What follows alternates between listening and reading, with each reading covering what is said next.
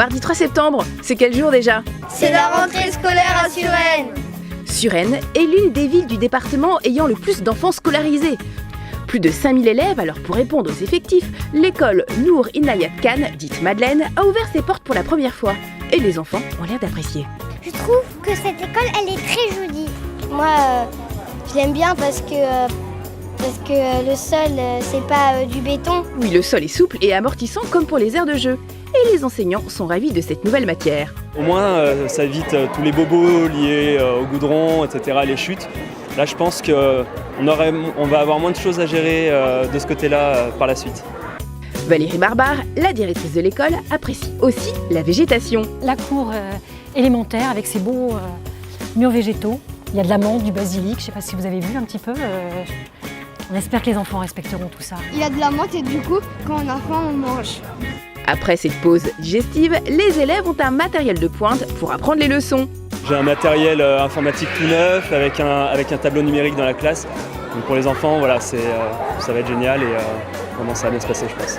Pour cette première rentrée, l'école accueille 3 classes de maternelle et 3 classes en primaire. À l'avenir, elle pourra ouvrir jusqu'à 10 classes. Le samedi 7 septembre, le Forum des associations a pris ses quartiers sur l'esplanade du Mont-Valérien et au centre des Landes. L'ouverture est à 10h, mais déjà à 9h30, les Suresnois sont déjà présents pour découvrir les 90 associations. On y retrouve à peu près, je pense, toutes les associations sportives, artistiques, culturelles de la ville, voilà, destination des enfants et des plus grands, je pense aussi. Et dans la file, les habitants ont déjà des idées bien précises.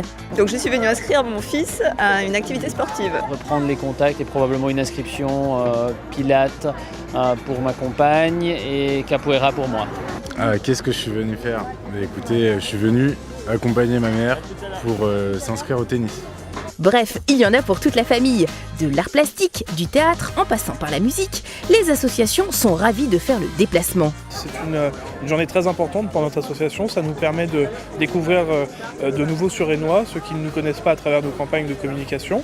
Côté animation, les clubs sportifs n'ont pas hésité à faire des démonstrations. On propose tout type de sport de combat, du judo en enfant, du karaté enfant, du karaté adulte et du krav maga. Des rencontres et des échanges. Telle est la recette du Forum des associations qui a accueilli cette année près de 4000 visiteurs pour 1200 inscriptions, toutes catégories confondues. Les 14 et 15 septembre se déroulait la 30e édition des Journées européennes du patrimoine. Pendant 2 jours, la ville de Suresnes a ouvert ses portes, notamment des lieux qui sont fermés au public comme la forteresse du Mont-Valérien.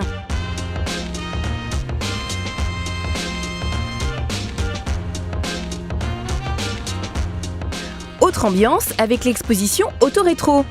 L'Office du tourisme a rassemblé une kyrielle de voitures anciennes avec l'aide d'associations de collectionneurs. Partage de passion et de souvenirs, le public a redécouvert les voitures de ses aînés. Sachez que Suresnes a contribué au développement de la construction automobile pour le modèle Talbot. C'est une fierté de faire venir ces véhicules qui ont été construits à Suresnes. Donc ça permet de faire survivre ce patrimoine automobile suresnois. Après cette route vers le passé, direction le musée d'histoire urbaine et sociale de Suresnes, avec une exposition amusante sur la caricature politique. Et grande nouveauté, des ateliers culturels étaient destinés aux enfants. C'est un atelier en lien avec l'exposition temporaire et avec le fonds Granou sur la caricature politique dédiée à l'histoire de la Troisième République. Et pour finir, la journée, rien de tel que de visiter la ville municipale. Et surtout de déguster le vin de Suresnes avec modération. C'est un chardonnay à 85%. Et avec un assemblage de Sauvignon à 15%. On fait une moyenne de 4800 bouteilles par an. Depuis 1 an, il y a 10 ruches à la vigne. Et donc nous avons cette année récupéré la première récolte qui est en vente aujourd'hui à l'occasion des Journées du patrimoine. Avec le miel de Suresnes, il est convenu d'éliminer. Ça tombe bien, le 15 septembre avec la 40e édition de la foulée suresnoise. Au-delà de l'épreuve sportive, les participants couraient pour une cause médicale. C'est la 40e, c'est la doyenne en Ile-de-France et elle est surtout, on court pour une cause, surtout qu'on court pour le don d'organes et ça amène un public nombreux et des coureurs aussi très motivés pour courir pour la cause. Avec le 10 km, la foulée suresnoise est aussi un grand rendez-vous pour les meilleurs coureurs de fond. Elle est qualificative pour le championnat de France et elle est labellisée au niveau national.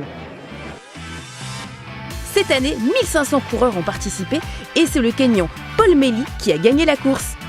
Et le 27 septembre a eu lieu l'inauguration de l'espace jeunesse. Situé en plein cœur de ville, il rassemble en un endroit les 3 acteurs majeurs de la jeunesse, l'information, l'insertion professionnelle et les loisirs. Les 15-25 ans ont désormais un espace de 300 m² pour se détendre, s'entraider et surtout mettre de l'ambiance.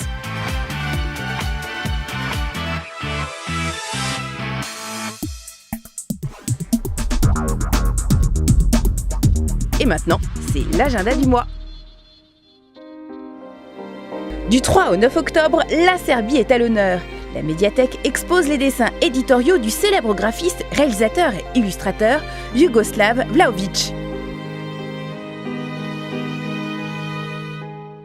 Puis les 5 et 6 octobre, ça va swinguer à Suresnes.